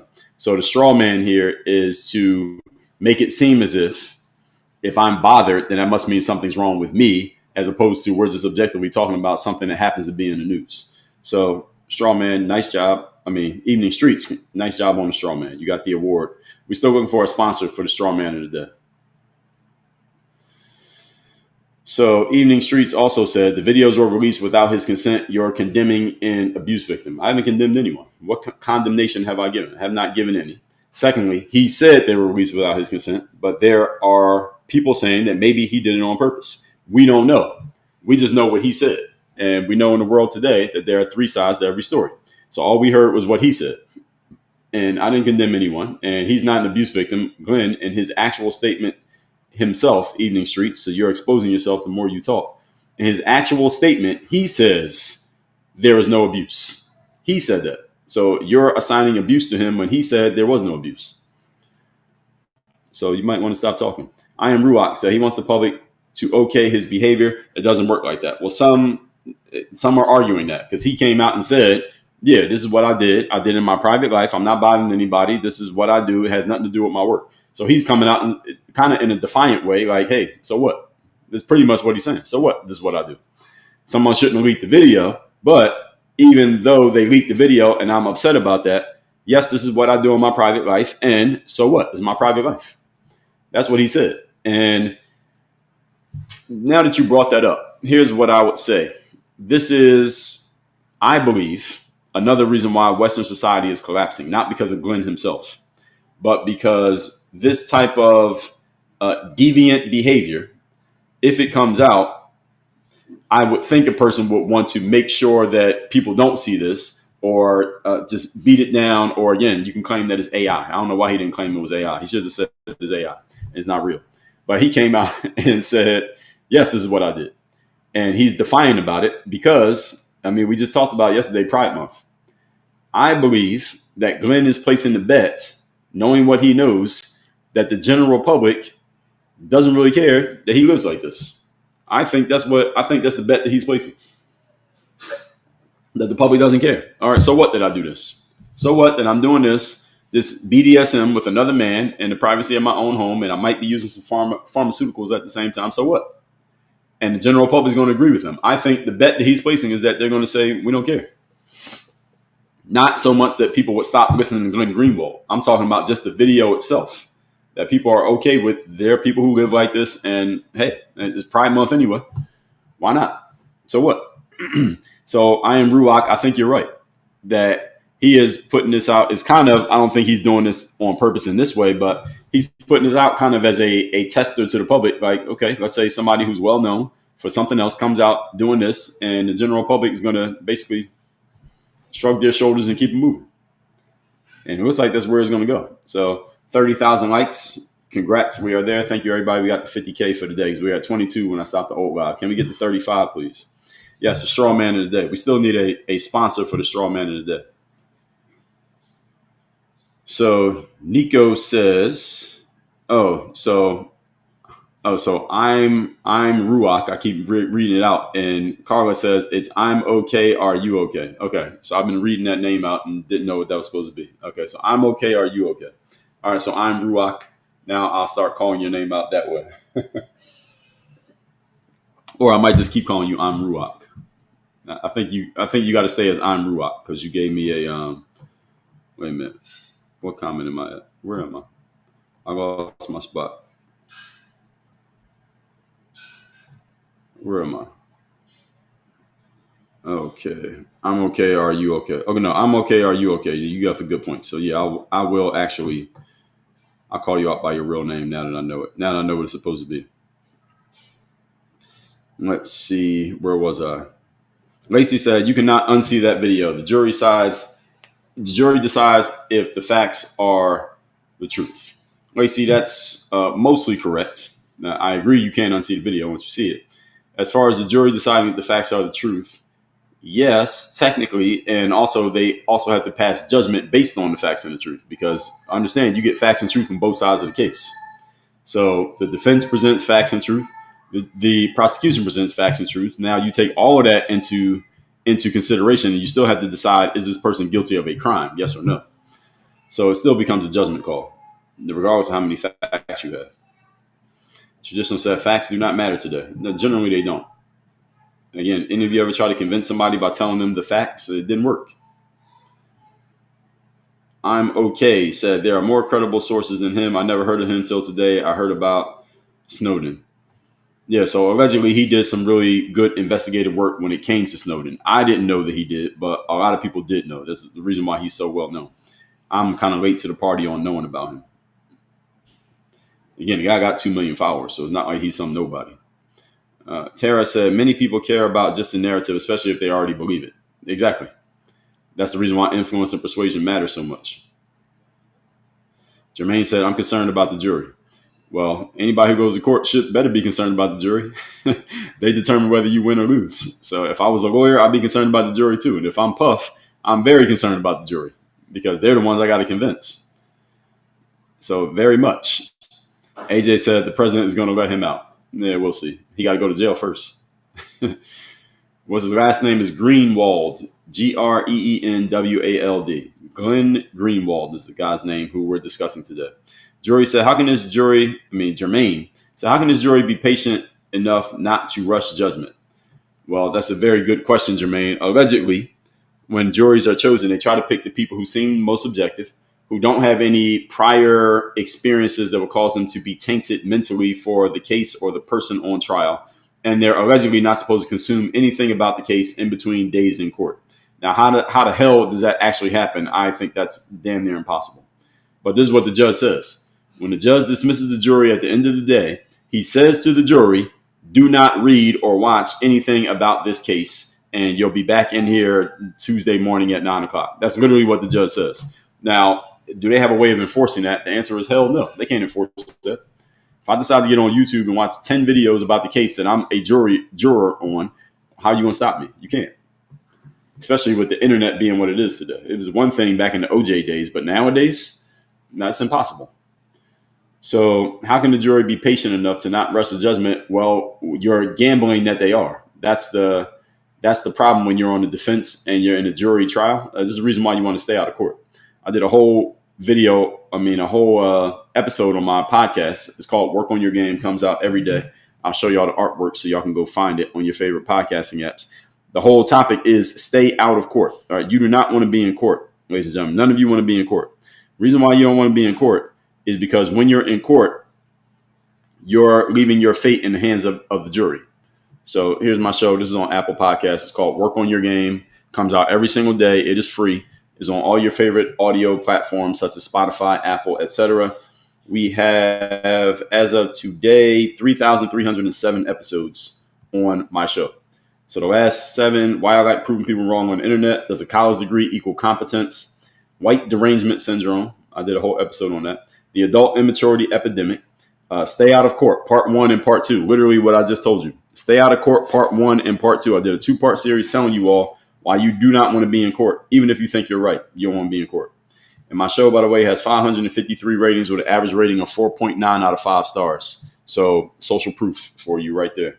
And it comes out every single day for free. It's called Work on Your Game. So, Jermaine, this is a very, very good question that you've asked here. And this is the reason why you don't want to be in court, because now you're leaving it up to 9 or 12 other people to decide whether you go to jail or you get to go home. I don't want to be in that situation. I'd rather decide myself whether I go to jail or go home, not have other people decide. And when you end up on a trial, somebody else gets to decide your fate, while a bunch of people who are not you get to argue your case. Your lawyers got to argue for you. The prosecution's arguing against you. All these people get up on the stand and talk about you, and you got to sit there and listen to all this shit. So again, you don't want to be in court. And that's the bottom line. But it's a good question that you ask. One that I hope I never had to answer for myself. Dazzling said, you notice they shut up the plug with this for Diddy who mentioned Obama. They shut the with this up quick. I don't know what you mean there, Dazzling. I don't understand your comment. You have to say that again in proper English. Carla said, Will staying with Jada is what hurt him more. Yeah, and not even so much staying with her. It's what happened in that one episode when she brought him on the show and told him that she was in this entanglement with another man. It just made him look silly. That was what kind of made him look silly, that whole situation. But the slapping Chris Rock was a one-off thing. I mean, people talked about it for a week, but it wasn't really some kind of scandal. Strategic Brand said Jonathan Majors. Yeah, I heard about his situation, but I never really looked into it. So I don't have much to say about it because I never looked into it. I heard about it, though. Dazzling said, you notice they shut up the plug with this for Diddy who mentioned Obama. That I still don't understand what that means. Dazzling Diva, I don't know what that means. Something in there is just not connecting. I think I understand English pretty well, but I'm not understanding your sentence. Jermaine, you mentioned a country whose name I cannot say on this app. So you got to ask me a better question. Nico says, a public figure and journalist, he should have been more careful about his private life. Well, according to him, that video wasn't supposed to come out. So it's not like he did it recklessly. But again, when I saw the video, it looked like he knew somebody was filming. And maybe he didn't care that somebody was filming. Maybe he just trusted that person that they wouldn't put the video out. So I don't know. So again, we don't know. And will we ever actually know? I doubt that we'll ever actually know the truth of this situation. That's where I stand. I don't think we'll ever know. We basically want to have his word against nobody. There's no one's word for him to go against. So it's just whatever he says and whatever conclusion you want to draw. And in life, a lot of times you just got to decide how you want to look at it with the little bit of information that you have, because you'll never have 100% of information about anything unless you personally experience it. Even those things, you don't know everything. So that's why everything comes down to discernment, comes down to personal judgment, which is, again, why facts don't matter. Because if everything came down to facts, then you wouldn't need judgment. You wouldn't need personal judgment. You would just let the facts aside. You plug everything into some AI chatbot, and it can tell you what the answer is. And at that point, we wouldn't need humans, because AI chatbots are better at discerning facts than humans are. Austin said, did you see the news about Job Corps? No, what's the news? Bugman said, my question is, if Christians are not aligned with his values, then how are they still supporting Dems? That's a good question. I asked that question during the 2024 campaign, because the 2024 campaign was supporting a lot of things that didn't seem to go along with Christian principles, but a lot of people who claim to be Christians were supporting the Democratic campaign. For example, gender affirming care, that ain't no Christian principle. So how anybody could go and support that party after that? Balls Deep said, I will be the moderator now. I don't know what that means. Dazzling said, if you're held to a higher standard, you are held to a higher standard if you're a public figure, I think you mean. Technically you are, but I tell even private citizens, hold yourself to any standard you're going to hold anybody else to. Freedom says, using straw man lets people believe you have a deeper knowledge of it, how it's actually used, and it go right over people's heads. Let me read that again.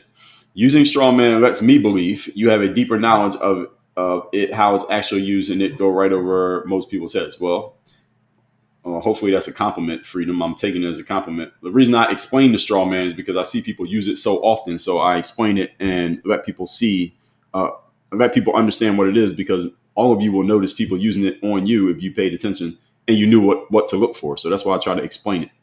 King Work said, do you believe it's wise to tell everyone everything about you and why? Hell no, it's not wise to tell everyone everything about you. You tell people what they need to know. You can't tell everybody everything about you. First of all, most people don't want to sit and listen to everything about you. Most people ain't got that kind of patience. And secondly, you want to give people what they need, not everything. It's the same thing you do if you write a book, for example. If I wrote a book about mindset, if I told you everything I know about mindset, the book would be like 3,000 pages long. Now, who's going to sit and read a 3,000 page book? Not many people. But if I tell you what you need to know on that part of mindset, the book might be 100 pages. Now, could you read a 100-page book? Most people can do that. So you never tell people everything about you because, again, most people don't care to know everything about you. And secondly, you tell people what they need to know so that you can help them get from where they are to where they want to go, which is not everything. Most people claim they want all the information. They don't really want all the information, because if you gave them all the information, it would overwhelm them and they wouldn't even consume it. The internet offers all the information right now. Who has all the information? Nobody. Even though we all got access to it, we need the information that we need, not all the information. Let's see, where are we? All right, so I'm reading through comments right now on TikTok. So those of you wondering what we're doing here, we're talking about Glenn Greenwald, this very well-known, highly respected journalist who is of the LGBTQ persuasion. And a video came out the other day that he claimed was a leak of him doing some BDSM in the comfort of his own home with another man. And the video looks crazy. And he came out defending it, saying, hey, I'm just doing something I do in my private life. And there's no crime here. We didn't hurt anybody. And basically just shrugged his shoulders and said, so what? And I'm going to keep doing what I do professionally. Disabled Marine said he is doing it in his house, so who really cares if he's doing it in public like some people do it? And Disabled Marine bet that the reason why people care is because this guy is a public figure. And when you're a public figure, anything people find out about you, they will care. That's the trade-off of being a public figure, is that everybody's in your fucking business. That's the trade-off. All right, the trade-off of being Beyonce is that anything Beyonce does that is captured by a camera, people want to know about it and people are going to talk about it. Why? Because you're Beyonce. Now, if Beatrice, who's not Beyonce and not famous, did the same thing Beyonce did, nobody would care. But because Beyonce is Beyonce, everybody cares. Even if she's doing something that is seemingly innocuous. You go to the grocery store, you see these tabloid magazines where it'll show like some Hollywood actress. She's not even doing anything. She's getting out of her car, buying Starbucks. And they got 3 pictures of her getting out the car to go get the Starbucks. And they got 3 more pictures of her coming back to the car with the Starbucks and getting in the car and driving off, and is on the cover of the magazine. Like, why is that news? Because this is what people pay attention to. They just want to know. They just want to know what this celebrity person is doing.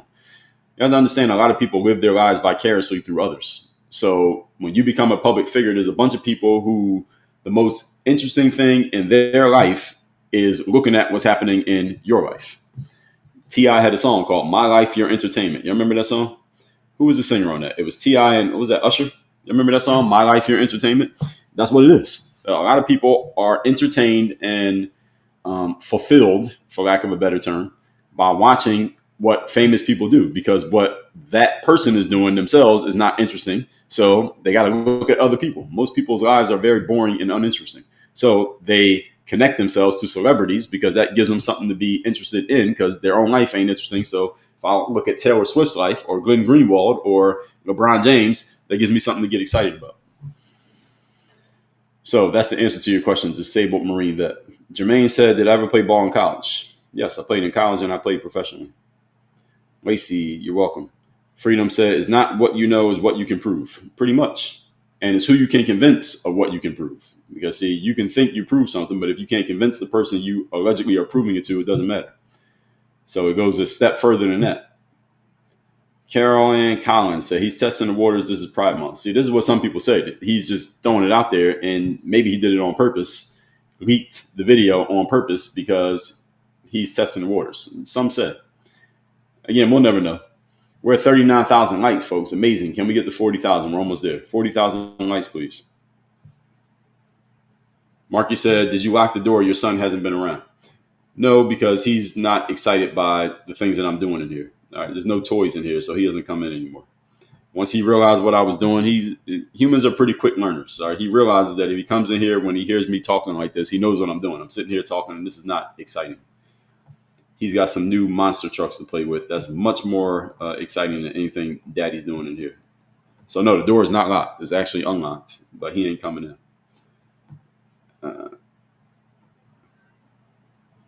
Let's see. Freedom, appreciate you. Traditional said, "Can I speak on why Rogan became, or they say Joe Rogan's becoming Christian?" I did hear about that. I'll have to look into it and hear what he has to say first before I would make that a topic. Freedom said, "Meanwhile, all three work for the same entity." Who are you talking about? Carla says, "Thank you for the likes, everybody. We have 41,000. Can we get to 45? Carla says, "Most people see the video of him and his girlfriend at the elevator and say he is guilty." Yeah, it was that video was like the smoking gun. That video was a huge piece of this. I said this 2 weeks ago when I was talking about the case for the second time, or was that last week? If that video didn't come out, there would not be a case. They still had a case, according to some others, because from what I've heard about federal cases, and I've heard many people allude to this, that when the federal agents build a case against you, they take years to gather evidence. They're building a case against you before you even know. They're building a case against you, and you don't even know they're building the case. And that's the whole point. They do everything quietly because they don't want you to know that they're investigating you. Because if you know they're investigating you, then you might start being more careful with what you do. So what they do is they quietly start building up their case and get all the material that they need to charge you. And they just keep gathering material. And they're watching you and they're gathering. And then they just wait for the right moment to come at you, and they try to catch you by surprise. So y'all remember last year when Diddy had his houses raided by the feds and they took all those videos out and the baby oil and all that. Now, imagine if Diddy knew that the feds were about to come after him. Well, guess what he would have did? He would have got rid of all the video. He would have got rid of all the baby oil. He wouldn't have anything in there that would make him look guilty, even in the court of public opinion. But because he didn't know it was coming and they surprised him, they were able to get all that stuff out of him, and now they're using it against him as part of the evidence. So the whole thing, I'm saying all that to say this, that they were already building a case against Diddy, the feds. They were already looking for a way to take this guy down, but they needed the right thing that kind of made it stick. What's going to make this a really strong case is not just the facts. Again, this is why I tell you facts don't matter. If all it took was facts to make a case against Diddy, they would have charged him maybe 2-3 years ago because they were already building a case. The reason that they waited until the time that they waited to put the case on Diddy is because now they got the court of public opinion swayed strongly against him after that video of beating his girl's ass next to the elevator. When that video came out, the whole general public is looking at Diddy like, this dude's crazy. All right, this dude is out of control. Because what had happened was, those of y'all remember the timeline. Cassie came out with a lawsuit against Diddy. Cassie is the girl that whose ass he beat in the elevator. That's Cassie, his ex-girlfriend. She came out with a lawsuit accusing him of a whole bunch of crazy things, but it's just a lawsuit. See, a lawsuit is not proof. A lawsuit is just accusation. And it's not a criminal charge. It's a civil charge, which means basically I'm asking you, give me money to give me restitution for all these bad things that you allegedly did. So this lawsuit has all these terrible things that Diddy allegedly did. Diddy came out right after the lawsuit came out and said, I am innocent of all these terrible things said in this lawsuit. They're just trying to get money out of me. This is what everybody says when they get sued. This person's just trying to get money out of me. I'm not guilty of any of these terrible things that I was charged with. I look forward to clearing my name in the court of law. Isn't that what they all say? I just want to clear my name. They're just trying to make me look bad. They're just trying to extort money out of me. We are not going to allow this to happen. Every person who gets sued says that like the very next day. Every single person. This is what Diddy said. Then what happened, like a day after that, the video comes out of him beating her ass in the elevator. That clip of him beating her ass in the elevator was part of the lawsuit. So that basically just took everything Diddy said the day before and made everybody look at him crazy. Like, mofo, you just said that everything in there was not true and that she was just trying to extort you and that you're going to clear your name. Now we see a video of something that was in the lawsuit showing you actually fucking doing that shit. Now what? And the next day he had to come out with another video and he had to apologize for.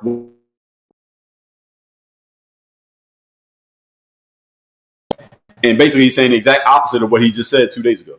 So he just undermined his own personal credibility. And that is what the feds needed. As soon as that happened, they said, okay, it's go time. Nobody wants to hear what this guy has to say right now. It's the perfect time to get him. Let's go get him. Let's get him while he's down. And that's exactly what they did. And now he's on trial. So Diddy kind of checkmated himself, because there was really a no-win situation for him. And once Cassie filed that lawsuit, he was kind of screwed. He was screwed because he needed to pay off the lawsuit, because he didn't want that lawsuit to go to court. Because if that lawsuit went to court, then a bunch of people would have been called to testify. He would have lost anyway. He would have lost the case. He would have had to pay $30 million. So instead, he paid $20. So he saved $10 million by paying her $20 million. And he settled it so quickly. That's what got a lot of people's radar up. A lot of people got curious. They're like, why did he settle his lawsuit so quick? Because often somebody sues you, then there's this back and forth, and maybe you are thinking about going to court, and your lawyers are talking to their lawyers, and there's this whole back and forth period of negotiation, and then it gets settled, and it kind of quietly goes away. The thing that happened with Diddy's case, because what happens when these lawsuits come out and somebody gets sued? Well, y'all saw an NBA player named Zion Williamson. He got sued the other day by some girl. And it sounds similar to the Diddy thing. Now, he probably ain't do all the things Diddy did, but it was a similar thing. Well, he assaulted me and he abused me, and this went on over years. Same thing. When a lawsuit comes out, is a big news story for like 2 days. Everybody's talking about it for a day or two. And then people forget about it because they're focusing on other things. And then what happens, like 3 weeks later, you might settle a lawsuit, but it's 3 weeks later. So when you settle a lawsuit, nobody talks about it. It's not news because the news already came and went. So you quietly make the lawsuit go away. And Diddy's done this in the past. He settled lawsuits in the past, but he quietly made them go away. The reason why this one was different is because he settled the lawsuit like the next day. So everybody was still talking about the lawsuit, and he was already paying the money. So everybody's like, why he settled it so quick? He doesn't usually do that. Nobody usually does that. Settle a lawsuit that quick. A $30 million lawsuit, you settled the next day? He must have offered a lot of money. All right, he offered so much money to settle a lawsuit after he just said that he was not guilty of these charges. Okay, it must be something substantial in that lawsuit. Then everybody started looking again at the lawsuit. And the Fed said, oh, he settled it that quick? Oh, let's go get him. Boom. Done. And now here we are. So the reason Diddy was checkmated is not because he settled the lawsuit. He was checkmated because he knew that what was in that lawsuit was true. He knew it was true. We didn't know it was true, but he knew it was true. That's why he settled the lawsuit so quick. Now, what he didn't know was that video was going to come out. Because for those of you who haven't been following the case, here's what happened in that hotel. So that was a Beverly Hills hotel. I think it was an Intercontinental. And what happened is that's the surveillance footage, as you all can tell. It's like, the security cameras in a hotel. So that footage, of course, the security team has the footage. But Diddy had reach. He knew how to get in touch with anybody who might have footage of him doing something wrong. After that footage happened, he went to the security team at the hotel and paid them $50,000 to destroy the tape. That's what he did. He paid $50,000 to destroy the tape. So the tape got destroyed. The actual footage got destroyed. The footage that we saw of him beating Cassie's ass was not the actual security footage. What that was the footage that one of the guys who was working there, he filmed it on his phone and had it on his phone. So he had a video of a video on his phone. So the video that we all saw that went viral, that was a video of a video. He was going to show that video to his wife when he got home because he just found it interesting. And that footage is what went viral on the internet. The actual original footage it doesn't exist because it got deleted. Diddy paid $50,000 to get it deleted.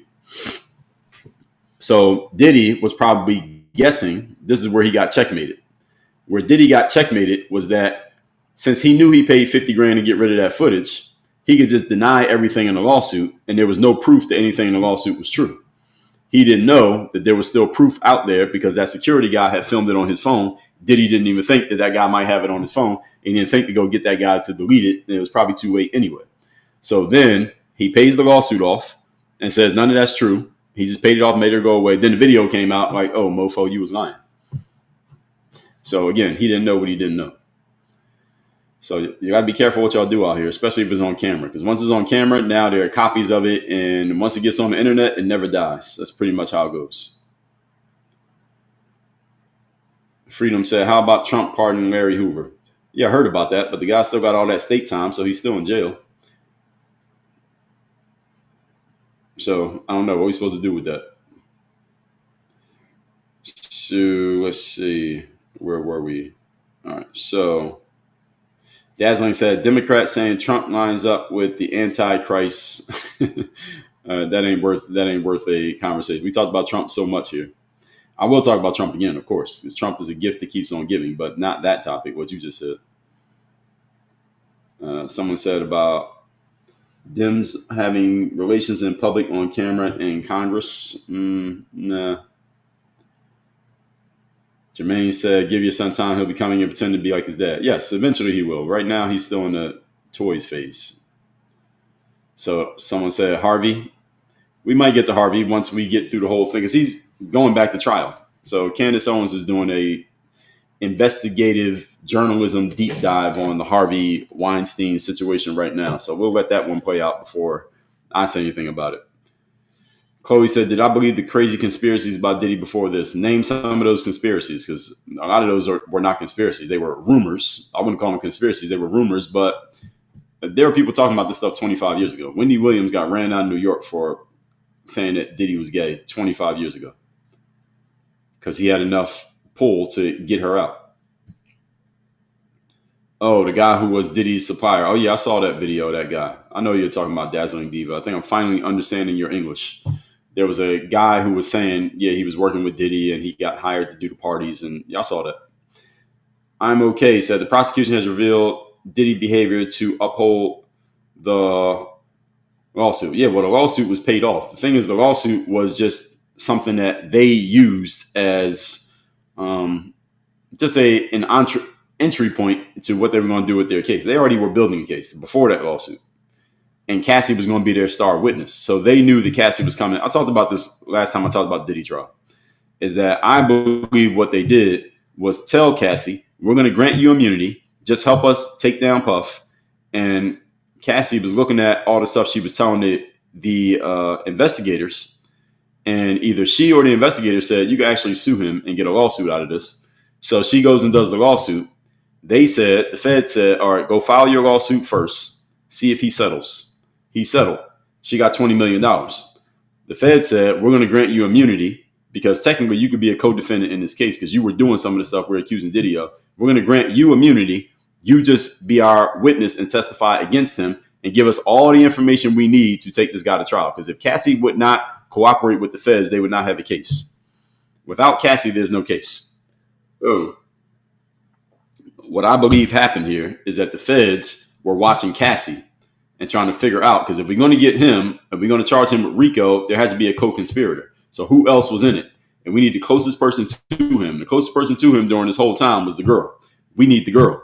How is this girl going to cooperate with us if she has allegiance to Diddy? Because Diddy has money too. So we got to somehow, some way separate the two of them. And again, I don't know what the timeline was. This is my theory that I believe once they started investigating with her or questioning her, that they saw, all right, why don't you just go sue him and get paid?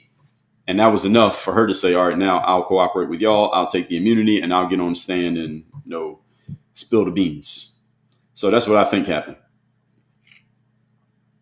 Lacey said, looks like the settlement says he's guilty. No, not at all, Lacey. But we know that when someone gets sued, often it is cheaper to settle the case and pay something than it is to go to court and try to fight, especially in one that, number one, looks like you're not going to win. And number two, the amount of money you're going to spend on your lawyers defending yourself, you might as well have just paid it off in the first place, because you also got to consider your time because you got to go to court. So someone like Diddy at that level of revenue that he allegedly had, his time is worth more than his money. So it makes more sense to just pay $20 million and make the shit go away than it would be to go to court and try to save yourself from losing $30 million. And based on the way that case was laid out, the lawsuit, he wasn't going to win anyway. A woman suing a powerful and famous man, especially in anything that has to do with abuse or sex in a lawsuit, the man is probably going to lose. So you probably should just pay it off and make her go away. Have you ever seen a man win one of these cases? A civil case? I think the last one we saw a man win was Johnny Depp. Who won before that? Can anybody name a man who had any one of these salacious cases brought on him by a woman, a well-known man, a famous man, have a lawsuit brought on him by a woman alleging some form of abuse, and he fought the suit Went to court and he won. Can you name one person besides Johnny Depp? I don't think I can name one person. Everybody else loses, or most of them settle their cases and don't go to court. But everybody else, they lost. Yes, Dazzling, that guy, Jonathan. I know who you're talking about. I'm okay. Said the government got involved. Yeah, yes, they did. They got very much involved. They got very much involved. Traditional says CNN paid that guy for it. I think they did. If they got it, yeah, CNN definitely had to pay for that footage, and they paid nice. That guy got paid pretty well. I'm okay. Said when behaviors go public, gets the government involved. Yeah, well, they were already involved. They were already watching Diddy quietly. All the lawsuit did was just get him more ammunition. Freedom said 200 years state, but the pardon note gives them room for him to be paroled. Yeah, we'll see if that happens. We'll see. I'm dubious. Carolyn said the universe checkmated Diddy. An unknown fact. Diddy did not know someone videotaped. Yeah, he didn't know. Ball Too Hard said, what do you mean when you said if it's on camera, there's copies? Meaning if somebody walks by me today and I pull out my phone and film them walking by, number one, I might get stored to my iCloud. Number two, I might send it to somebody else. Number three, I might email it to myself. Number four, I might put it in my Google Drive. So it's like you can never destroy every possible copy of something that goes on somebody's phone these days. Once somebody has it on their phone, you pretty much forget about destroying any evidence of it. That's what I'm saying. And you don't know what they're going to do with it. What they posted on Instagram. So now it's on your Instagram story. Now somebody might download your Instagram story. Now 1,000 people on Instagram have seen it. How do you know that you destroyed every copy of that image or that video? You don't. So once it's out, it's out. That's what I'm saying.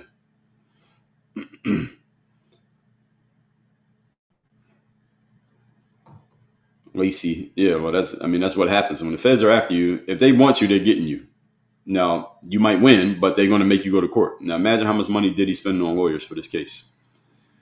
Chloe said, Jay-Z next or too powerful? You think he's clean? But you're offering me a limited set of choices here. I'm not going to take any of these, but I will answer your question. No, I don't think Jay-Z is next because I don't think Jay-Z was as reckless in his behavior as Diddy was. Diddy was reckless in his behavior because he was sexually deviant. I don't think Jay-Z was sexually deviant. He might have done some things, but not the way Diddy was doing them. Secondly, whatever Jay-Z was doing, I think he was smart to not let it be on camera. Diddy not only was doing crazy stuff sexually, but he was filming it and he kept the videos. That's one of the smoking guns they have on him. He filmed all the crazy shit he was doing and he kept the video of the crazy shit he was doing, which is, again, now they have evidence against you. I don't think Jay-Z did that. No matter what he was doing sexually, I don't think he was filming it. Is he too powerful? No. No person is too powerful for the feds to get you. The feds will get you if they want you, and they can freeze your assets. So your power is usually based on your money. So they can take that away real quick. They did it to Diddy. You get charged by the feds with a RICO charge, they can freeze all your assets because you got all your money allegedly through a criminal enterprise. So that money means nothing at that point. So no, not too powerful. Do I think he's clean? No. Jay-Z has rapped about in his own music that he was a dealer of pharmaceuticals for many years. So no, he's not clean. But I don't think he's going to get charged with that. And again, it got to be a smoking gun. If the Fed's going to get you, it has to be something that you did that gives them a hook to get you with. I don't think Jay-Z has offered them anything to get him with. On top of the fact that Jay-Z's married and he seems to live a much more disciplined life than Diddy was living. For men, as a general rule, it'd be better if you are in a monogamous relationship and you got your home life settled, because often when powerful men get taken down, is often via some type of sexual deviance. It's not because of anything else you did. You don't get taken down for beating somebody up. You don't get taken down because you did a bad business deal. You get taken down through women. And it's often a woman that you were not married to that takes you down. Sometimes it can be, but often it's not. It's just some woman you were messing with and you're out here in these streets doing a whole bunch of things sexually because you can. That's the thing they bring you down with. Bill Cosby, R. Kelly, Diddy, Johnny Depp. They tried it with him. Who's the guy, the MMA guy? Conor McGregor. All right. The Mr. TATE, whose name I can't say on here. All of them, sexual charges. The main basis of all their charges has something to do with sex. Do y'all notice that? All their charges have something to do with sex. And if you are not in a monogamous relationship and you're out here single, you can't be moving around reckless. You just can't be reckless in the way you move around. You got to vet the women that you're with, protect yourself at all times. no unprotected, so you don't have any babies, you don't have any infections or diseases being transferred. And you better vet who you're messing with, because any one of these women, knowing that you have money, they might decide to flip on you, call Tony Busby, and sue you. Shannon Sharp, another one. How many men have you seen who are noted for having fame and money get taken down based on something that has to do with sex? None of them get taken down for any other reason. Harvey Weinstein, every single one of them is about sex. Do y'all think that's a coincidence? Donald Trump, sex. R. Philly said O.J. Simpson won. Yeah, he won, and then he lost a civil case. So that was the issue. He won, and then he lost a civil case. Jenna said, sad Johnny Depp won his case, but lost a lot of money with being... Yeah, exactly. That's the thing. Once you get that charge on you, it stains your reputation in a way that is very difficult to undo, especially if it has to do with you allegedly abused a woman, even if you win. So I am okay. Say Greenwald's behavior to get the feds involved. I don't know about all that. There's no crime on the video. So what do you mean by that? Freedom said, if there wasn't an injured party, he could have used his trademark against them. Who are you talking about? You just said, do I think Diddy has something to do with Tupac and Big? I think we'll never know. I don't think we'll ever know. Someone said, what about Jay-Z and Beyonce belonging to a cult? Sounds good, but you got to prove it. I need to see some proof. Carla said, Kevin Spacey, Jude Law, yeah, a bunch of others. So those are actors. I don't pay attention to the acting world that much, but yeah, I've heard of both of those names. I don't understand how we can't talk about that guy. Yeah, we can't mention his name. His name is banned on this app. On TikTok, I cannot say that guy's name. If I say his name, they will literally give me a warning and a restriction. And it might kick me off of, they might kick me off the app. I've had it happen to me many times. So any of you think that this is, I'm not joking. I've literally said this guy's name in the video and they took the video down.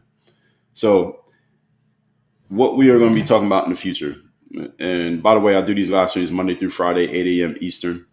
We're going to talk about this trans athletes in sports, because this is still going on and it's crazy. We may get around to talking about the two brothers whose names I can't say. I'll still talk about them, but I just won't say their names. We'll talk about that case because in the United Kingdom, they have allegedly been officially charged. Not allegedly, but they have been officially charged. And they're going to be going to trial as soon as the case that they have in Romania is closed. Then they're going to go to UK and stand trial. So we will talk about that. I don't know how much we're going to talk about it, but we will. Yes, we did 50,000 here today. Thank you to all the people involved for liking the live, and we got up to 50,000. Any other topics? I'll give you all one more. I remember that movie, Joanna Man. Any of you have a current event, anything that's happening right now in the news that might be worth talking about? I pay attention to this. I look around. I'm on X every day, so I see what's going on. If I find something interesting, then I talk about it. And I just told you a couple topics that I got on deck that I'm thinking about getting into, but we'll see. Let's see. Yeah, so we may talk about these athletes in sports, trans athletes in sports tomorrow. Maybe. We'll see. And maybe something else. So you want to get links to my books? You want to get my book for free? I got a couple books you can get for free. You can get this one right here. The Third Day is free. Overseas Basketball Blueprint is free. Sales Discipline System is free. And Mirror Motivation, that's the black spine. You can see there. You can get any one of those books for free. Just go to that link, workonyourgame.live. That link is in my profile on TikTok. So just go to the link on my profile. You can get there. You can get into my Circle group coaching program. It's $97 a month. We do 2 calls every month. You get on the hot seat directly with me. You will know exactly what your next steps and marching orders are for your business and your personal life every time you get off a call with me. And you'll hear me coaching everybody else on the hot seat on those live calls. That's called the Circle. That link is also in this link. That link is in my profile here on TikTok. And those of you who are on other apps, that I put those links in there for all of you to see as well. The replay to this will be on my YouTube channel. The YouTube link is also on my profile. My Instagram is in my profile on TikTok as well.